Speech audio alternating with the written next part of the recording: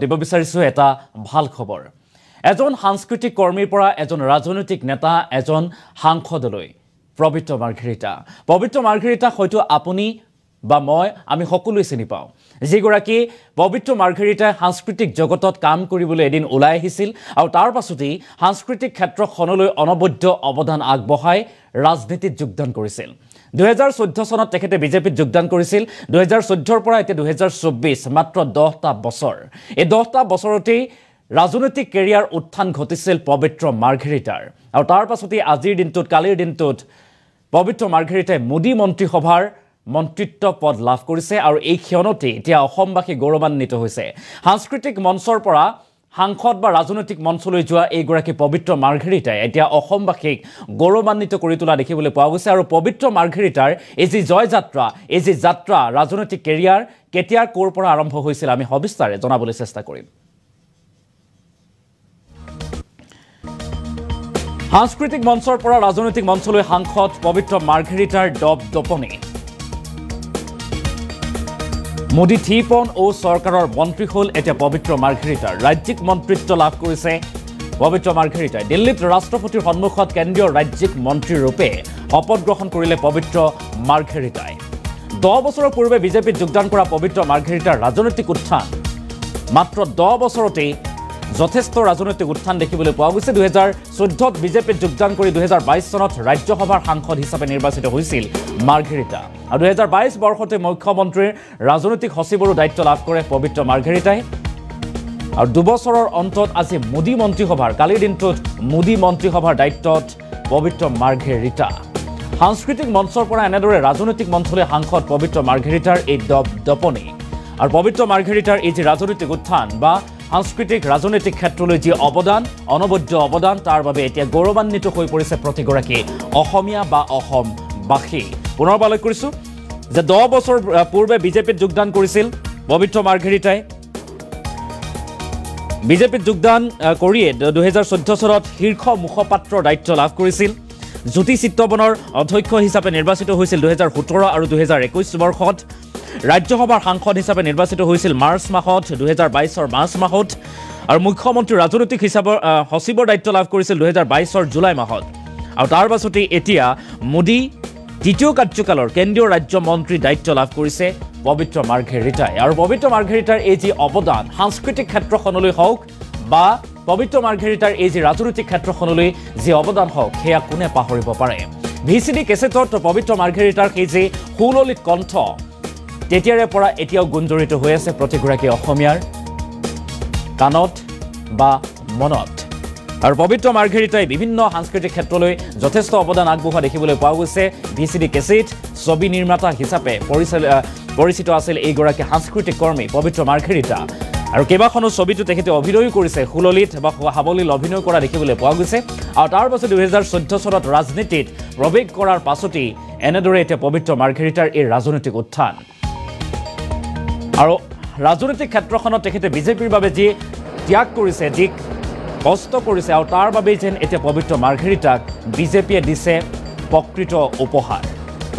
উপহাৰ কেন্দ্ৰীয় ৰাজ্যিক মন্ত্ৰী হিচাপে এতিয়া দায়িত্ব পালন কৰিব পবিত্ৰ মাৰ্ঘেৰিটা এই সন্দৰ্ভত আমি যুগুত কৰা এক বিশেষ প্ৰতিবেদন এই মুহূৰ্তত আপোনালোকৰ বাবে আগবঢ়োৱাৰ চেষ্টা কৰিম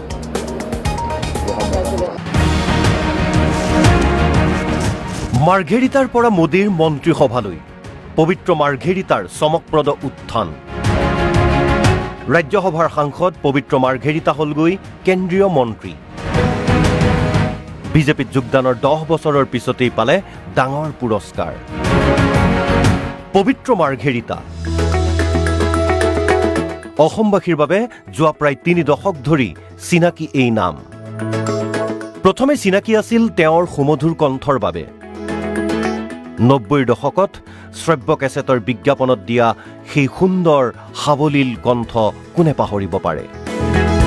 তাৰ পাছতেই পবিত্ৰ মাৰ্ঘেৰিটা চিনাকি হৈ পৰিছিল আলোচনীৰ সম্পাদক লেখক ৰূপে 1998 চনত অধুনালুপ্ত মায়াৰ আছিল তেওঁ প্ৰতিষ্ঠাপক সম্পাদক 2000 চনত সম্পাদনা কৰি উলিয়াইছিল সাংস্কৃতিক আলোচনী সাৰেগামা তাৰ পিছত ভিচিডি আৰু চুটি ছবিৰ প্ৰযোজক হিচাপে গঢ়ি তুলিলে আন এক পৰিচয় 20খনতকৈও অধিক VCD চুটি ছবিৰ প্ৰযোজক তেওঁ অভিনয় কৰিছে কেইবাখনো চিনেমাত অনুষ্ঠানৰ আধৰুতা অৰ্থাৎ এংকৰ আৰু সাংস্কৃতিক সংগঠক হিচাপেও জনমানসত আছে পবিত্ৰ মাৰ্ঘেৰিটাৰ আন এক সুকীয়া পৰিচয় 2014 চনত বিজেপিত যোগদান কৰি ৰাজনৈতিক জীৱন আৰম্ভ কৰিছিল তেওঁ বাকপটু আৰু যুক্তিবাদী পবিত্ৰ মাৰ্ঘেৰিটাক ৰাজ্যিক বিজেপিয়ে দায়িত্ব দিলে মুখপাত্ৰৰ কথাৰে সদায় বিপক্ষক হলঠেকত পেলোৱা মাৰ্ঘেৰিটাই 2017 চনত জ্যোতি চিত্ৰবনৰ অধ্যক্ষ হিচাপে নিযুক্তি পাইছিল তাৰ পিছতে ৰাজ্যিক ক্ৰীড়া আৰু যুৱ কল্যাণ বৰ্ডৰ সদস্য সচিব আছিল পবিত্ৰ মাৰ্ঘেৰিটা 2022 চনত ৰাজ্যসভাৰ সাংসদ হিচাপে নিৰ্বাচিত হয় তেওঁ বৰ্তমান মুখ্যমন্ত্ৰী হিমন্ত বিশ্ব শৰ্মাৰ ৰাজনৈতিক সচিব পবিত্ৰ মাৰ্ঘেৰিটা 1974 চনৰ 13 অক্টোবৰত মাৰ্ঘেৰিটাত জন্ম পবিত্ৰ মাৰ্ঘেৰিটাৰ বৰ্তমান বয়স 49 বছৰ পিতৃ শান্তি গগৈ আৰু মাতৃ প্ৰভা গগৈ অভিনেত্ৰী পত্নী ডক্টৰ গায়ত্ৰী মহন্তৰ লগতে 3 সন্তানেৰে সৈতে আছে এখন সুন্দৰ সংসাৰ আপোনালোকে নিউজ চেনেলত যিখিনি দেখুৱাই আছে আমি ৰাতিপুৱাৰ পৰা সেইখিনি চাই আছো আৰু পবিত্ৰদাই ফোন কৰি পেলাই ক'লে যে আহা গোটেইখিনি তাৰপিছতে ওলাইছো তাৰ বাহিৰে বিশেষ একো নাজানো নিউজ চেনেলত সকলোৱে যিখিনি দেখি আছে সেইখিনিহে দেখিছো তাতকে বিশেষ একোৱে নাজানো মানে সাৰপ্ৰাইজ হৈছিল নেকি আপুনি একদমেই সাৰপ্ৰাইজ আৰু যিখিনি হৈছে ভাল হৈছে বুলি ভাবিছো আৰু সেয়াই আৰু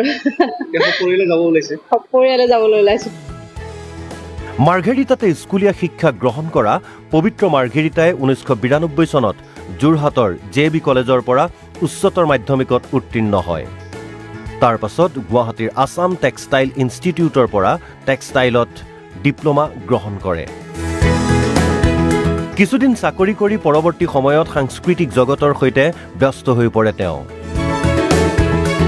কা আন্দোলনৰ সময়ত কা বিৰোধী জনতাৰ ৰুখত পৰাৰ ভয়ত বহু শিল্পীয়ে লুটিবাগৰ মাৰিছিল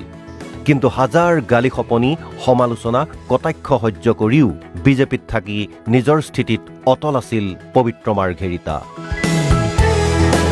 10 বছৰীয়া ৰাজনৈতিক জীৱনত দলটোক বিভিন্ন ধৰণেৰে সেৱা কৰাৰ বাবেই যেন মোদীৰ মন্ত্ৰীসভাত স্থান দি পবিত্ৰ মাৰ্ঘেৰিটাক পুৰস্কৃত কৰিলে বিজেপিয়ে news desk report NB news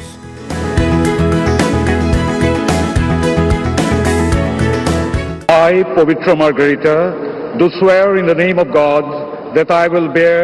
true faith and allegiance to the Constitution of India as by law established.